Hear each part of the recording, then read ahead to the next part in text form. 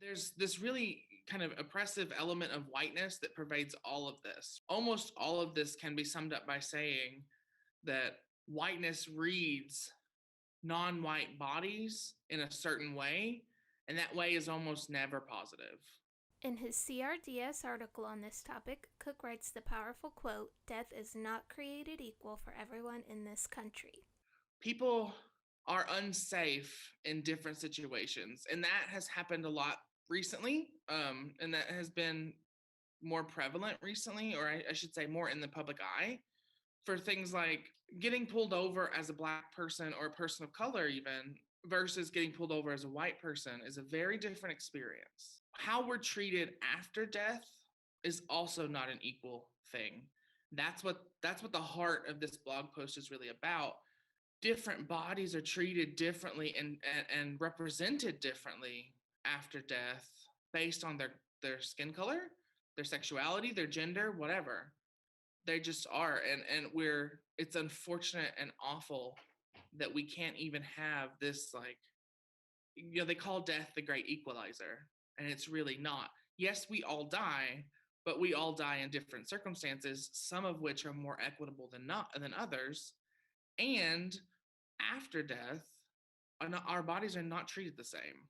One of the many instances of viral Black Death include Emmett Till's open casket. He died at the hands of police officers over a miscommunication, a lie, and so it was very telling of what was going to come. And he was only 14. And his mother took pictures of his body while it was in the casket and circulated them. And what that did was kind of stand in as proof of this violence against the black community. The videos themselves, I believe, started sort of were inspired by, or kind of progressed from that 1955 instance. Um, but yeah, I don't want to ever think that it's something that just popped up one day and started. It has a long and awful and sordid history. Well-known Black Lives Matter activist Darren Seals, whose 2016 murder still remains unsolved, wrote in an online post, "Black death is a business."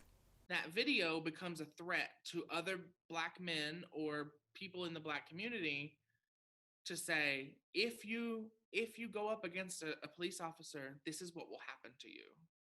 So that's another tactic that whiteness uses to keep black life suppressed. Then there's also just money. It is a constant reminder of these atrocities because somebody is paying for it. Those videos get sold and bought by different corporations because the more video hits they get, the more money they make. So it behooves them. They make money off of it, and they don't care about the rest. It doesn't matter to them that that video shows up on the top of people's timelines the more it gets shared. So, as a person of color, you can't even sign into YouTube without seeing that video, most likely, because it's at the top of your timeline because everyone else is sharing it. Same thing goes with social media. Even if the video isn't playing, you still see the screen cap and the title of it. So there's the money aspect, and then there is the prejudice aspect. If this is an active way that whiteness tries to suppress minority bodies, is by constantly inundating them with reminders of what happens if you go up against whiteness. The images are so simple that I wanted them to stand in contrast to this kind of complicated topic. It is absolutely complicated to talk about, but what's not complicated is to say we don't have the right to kill people, anyone, because we are scared of them. Or, and even that is so that's so wrong, right? We weren't really scared of them, and that's why I hate the word like homophobia, right? It's not a phobia. It's not fear. It is prejudice. Their signs say, "Can I live?" What a simple yet powerful question. And their shirts say, "Stop killing us." And that's all they're asking for, is to live. Cook's article also mentions the online controversy around Tay. Its only job was to collect tweets from all over Twitter, collect them and create a kind of cohesive vision of what people were tweeting about in that moment.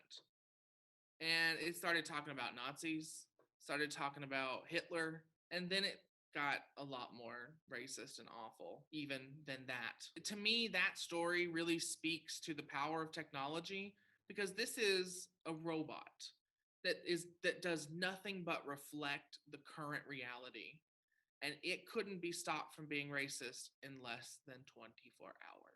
Cook's article also explains why the viralization of Black Death still occurs and what people can do to help stop it. There are reasons behind wanting to see it.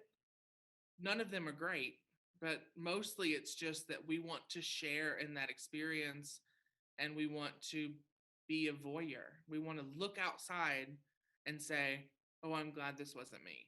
Or look at this awful thing, how interesting. It's like a train wreck, right? The old metaphor is it's like a train wreck, I couldn't look away. That's exactly what this is. It's a train wreck and we can't look away from it.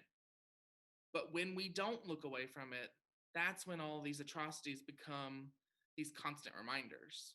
I talk about not contributing to voyeurization, and then I name the people who have had phone footage shared of their violent death.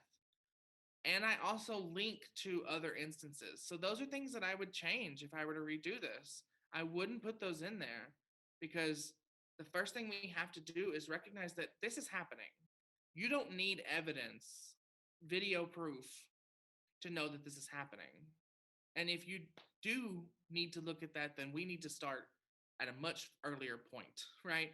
We're not ready to start talking about this yet if you can't believe it's happening without a video to see it. This is a problem specific to us and our generation. I say us, but like millennials and down, it's our problem to deal with. And more specifically, it's the problem of the people who have the privilege to deal with it. It's one of those really hard moments because people are going to watch it. But if we can get them to think critically just for a second before they do and say, you know what, I don't need to see this. I know it's happening. I believe it's happening. I know that something needs to be done and I'm going to help do something. But I don't need to see someone's death in order to be a good person or to do something good about it.